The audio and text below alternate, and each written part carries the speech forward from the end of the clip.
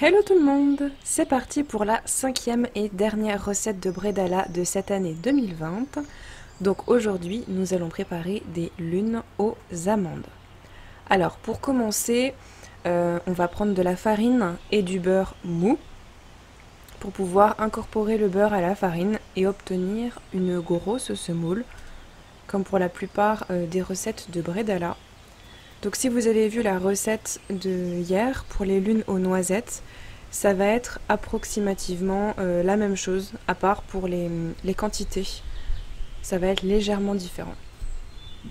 Donc une fois que j'ai obtenu une grosse semoule, j'ajoute 70 g de sucre. Et ensuite, je vais ajouter des amandes que j'ai déjà moulues. Donc voilà à peu près pour le grain. Mais comme toujours, faites-vous plaisir si vous préférez vraiment des amandes en poudre complètes ou alors vous préférez avoir des petits morceaux encore. Ça, c'est à vous de voir ce que vous préférez dans les bredala. Et vous pouvez aussi acheter de la poudre d'amande toute faite, bien sûr. Donc je mélange bien. Et ensuite, on va travailler la pâte pour obtenir une boule. Donc à force de la chauffer dans les mains, le beurre va fondre et on va obtenir une belle boule de pâte. Voilà ce que vous allez obtenir.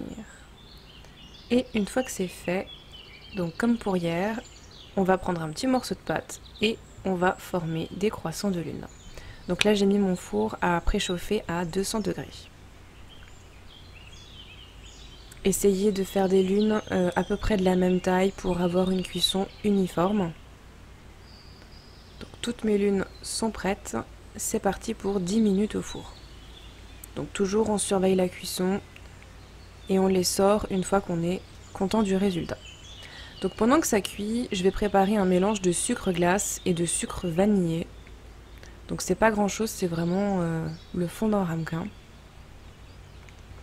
Je vais à peine sortir les lunes, je les laisse refroidir un tout petit chouille et ensuite je commence à les tremper dans ce mélange de sucre. On va les enrober en fait de sucre glace et de sucre vanillé. Donc ces lunes vont avoir vraiment un délicieux parfum, une délicieuse odeur de vanille quand on ouvre la boîte, c'est vraiment très agréable à sentir. Et ensuite, on va venir les mettre dans un contenant. Donc moi, je partage la même boîte avec les lunes aux noisettes et les lunes aux amandes. De toute façon, avec le sucre, on arrive bien à les différencier.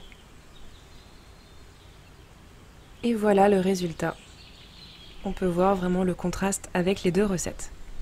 J'espère que cette recette vous aura plu et je vous souhaite de belles fêtes de fin d'année.